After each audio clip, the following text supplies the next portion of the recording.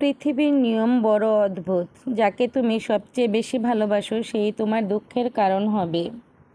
রাত যত গভীর তারাগুলো ততই উজ্জ্বল হয়, তেমনি দুঃখ যত বেশি তত স্রষ্টা ততই নিকটে চলে আসে। জীবনে দুইটি দুঃখ আছে, একটি হলো তোমার ইচ্ছে অপূর্ণ থাকা, অন্যটি হলো ইচ্ছে পূর্ণ হলে আরেকটি প্রত্যাশা করা। আসসালামু আলাইকুম everyone, back to my channel বাংলাদেশে ব্লগার লাইজু। আমি লাইজু বলছি ঢাকা থেকে। কেমন আছো তোমরা সবাই? আলহামদুলিল্লাহ আমি ভালো আছি। প্রতিদিনের মতো আজও একটি ব্লগ ভিডিও নিয়ে তোমাদের মাঝে হাজির হয়ে গেলাম। এই তো সকাল থেকে শুরু করেছি, আর আজকের ব্লগটি সকাল থেকে বিকেল পর্যন্ত কি করলাম তাই শেয়ার করব তোমাদের মাঝে। আশা করি অবশ্যই তোমরা একটি লাইক দিয়ে আমার এই পুরো ভিডিওটির সাথেই থাকবে। আমার পুরনো বন্ধুরা দেখে হয়তো বলতে পারে যে লাইজু আপু তুমি কেন রুটি মেকার দিয়ে রুটি বানাচ্ছ না হাতে বানাচ্ছ? আসলে আজকে হঠাৎ করেই না মনে হলো যে একটু হাতে রুটি বানাই। আসলে আমি তো হাতে রুটি বেলে বানাতে পারি না ভালো করে, তবুও যতটুকু পারলাম ঠিক ততটুকুই করলাম। আসলে এই যে হাতে রুটি বেলে বানানোটা আমার ছোট বোন অনেক সুন্দর করে পারে। ওর হাতের রুটিগুলো যেমন সফট হয় তেমন একেবারে পাতলা হয়, আর আমার তো মোটামুটি একেবারে যে খারাপ হয় তা না। আর আজকে হাতে রুটি বেলে বানিয়েছি, রুটি কিন্তু মাশাআল্লাহ ফুলেছে।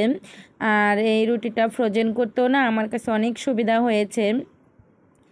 আর মানে হচ্ছে গিয়ে যে মেশিনে যেটা করি রুটি মেকারে, সেটা কিন্তু আবার আলাদাভাবে আটা দিতে হয়, আটা দিয়ে তারপরে রাখতে হয়, তা না হলে তো একটার সাথে আরেকটা লেগে যাবে।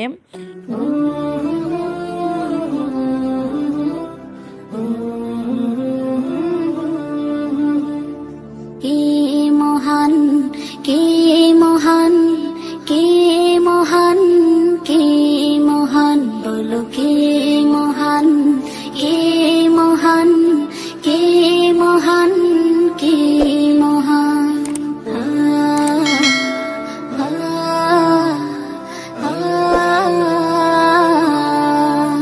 আকাশের নীলিমা, রাতের পূর্ণিমা, কোকিলের কুহু গান, বলো কার দান।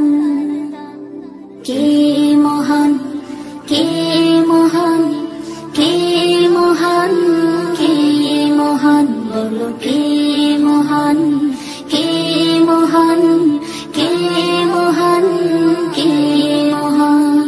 যার প্রেমী দিন শেষে রাত আসে ঘুরে ফিরে, যার নামে আকাশ বৃষ্টি ঝরায় ঝরে। নাস্তা করে এই তো একটু রেস্ট নিয়ে আমি রান্নায় চলে এসেছি। আসলে যে পরিমাণে গরম পড়ছে, আর আজকে মনে হয় আমার কাছে যে অনেক বেশি গরম পড়েছে। যে দেখো আমি একদম শর্টকাটে কই মাছ ভুনা করে নিয়েছি, ঠিক তেমন ভিডিও করিনি। আসলে কই মাছের ঝোল করেছি, কই মাছের ঝোল, আর হচ্ছে গিয়ে ভাতের মধ্যে আলু সেদ্ধ দিয়েছি, সেই আলুটা ভর্তা করে দেব খাওয়ার সময়। এই তো আসলে দুইজন মানুষ থাকলেও কিন্তু অনেক সময় শর্টকাটে রান্না করে নেওয়া যায়। আর এই তো দেখো এখানে কিন্তু আমি কুরবানির জন্য মশলা বানিয়ে নিচ্ছি। এখানে নিয়ে নিয়েছি জয়ফল, জয়ত্রী, তারপর হচ্ছে গিয়ে শাহি এলাচ, বড় ছোট এলাচ, লবঙ্গ, মানে যা যা মশলা লাগে, জিরা, চাইলে এখানে তোমরা মৌরি অথবা শাহি জিরা মিক্স করতে পারো, ধনিয়া মিক্স করতে পারো, তাহলেই কিন্তু হয়ে যাবে স্পেশাল মশলা। তো আমি মশলাটাকে আগে টেলে নেব, তারপর হচ্ছে গিয়ে মানে গুঁড়ো করে নেব, তাহলেই কিন্তু হয়ে যাবে। আসলে ব্লেন্ডারটা কিনে প্রথম কিন্তু আমি এই মশলাগুলোকে গুঁড়ো করছি, ভাবতেই পারিনি এত সুন্দর করে গুঁড়ো হয়ে যাবে। তো আমি কিন্তু ব্লেন্ডারটা কিনেছিলাম ৬,৩০০ টাকা দিয়ে। তো যখন আর কি কিনেছি এতদিন ভয়ে ভয়ে ছিলাম, যেহেতু এতদিন এইভাবে মশলা গুঁড়ো করিনি, যে আমার ব্লেন্ডারটা কেমন হয় মশলাগুলো গুঁড়ো করা। তো আলহামদুলিল্লাহ দেখতেই পাবে কতটা সুন্দর হয়েছে, মশলাগুলোকে গুঁড়ো করে নিয়েছি কত সুন্দর করে। কুহু গান, বলো কার দান। কে মহান, কে মহান, কে মহান, কে মহান, বলো কে মহান, কে মহান, কে মহান, দিন শেষে রাত আসে ঘুরে ফিরে, যার নামে আকাশ বৃষ্টি ঝরায় ঝরে, যার প্রেমে দিন শেষে রাত আসে ঘুরে ফিরে, যার নামে আকাশ বৃষ্টি ঝরায় ঝরে। পাখির গলে শুনি যার গুণগান, কে মহান, কে মহান, কে মহান, কে মহান, বলো কে মহান, কে মহান, কে মহান, কে মহান। যার প্রেমে সারা দিতে নদী ছুটে বহু দূরে, যার নামে শোনা যায় ঢেউয়ের তরঙ্গ সাগরে, যার প্রেমে সারা দিতে নদী ছুটে বহু দূরে, যার নামে শোনা যায় ঢেউয়ের তরঙ্গ সাগরে। নদীর জলে শুনি যার কলতান। আমি কিন্তু আগে জানতাম না যে এভাবে ব্লেন্ডারে যখন আদা রসুনগুলো ব্লেন্ড করব তখন পানিটা কীভাবে ঝরাবো। হয়তো আমার অনেক আপুরাই জানবে না, তো সেই আপুদের জন্যই বলছি, জানি আমার থেকে অনেক অনেক অভিজ্ঞ আপুরা আছে।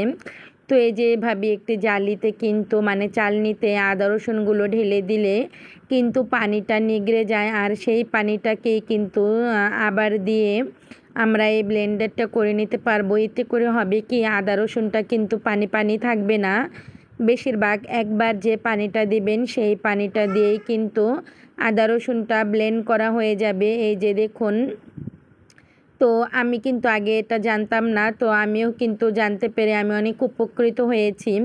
হয়তো অনেক আপুরা জানে না, তো তারা কিন্তু এটা দেখে করে নিতে পারবেন। তো অনেক নতুন আপুরা আছে তাদের জন্যই।